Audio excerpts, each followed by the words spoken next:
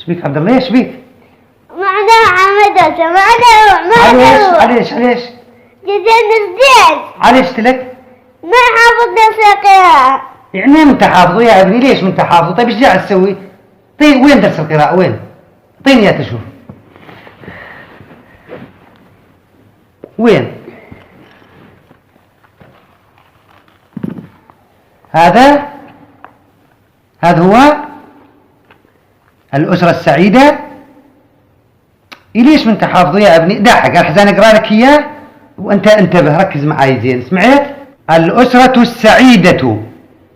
ذهب أخي باسم إلى المندوب ليحضر ربطة الخبز التي لا تكفينا. فهمت؟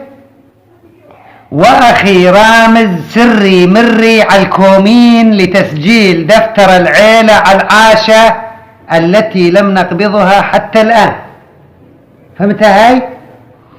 وأختي رباب ذهبت هي وأختي ميسون يلمن كعوب قنادر تنعلجهن بالصوبة بسبب تأخر مازوط التدفئة.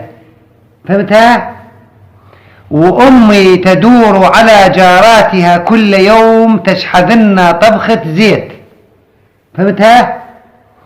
أما أبي فلا نراه لأنه يهرب من الديانة ويعود في الليل مكيف حيل لننام جميعا مبسوطين ومسرورين.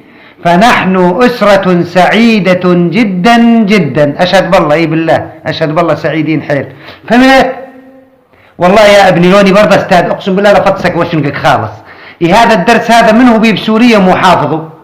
تعرف لوني برضه استاذ اللي اذبحك بيه حدا بسوريا محافظ هالدرس. عيد ولك عيد. فنحن أسرة سعيدة. عيد قول وراي. فنحن أسرة سعيدة. فنحن أسرة سعيدة جدا جدا جدا جدا. أشهد بالله جدا جدا.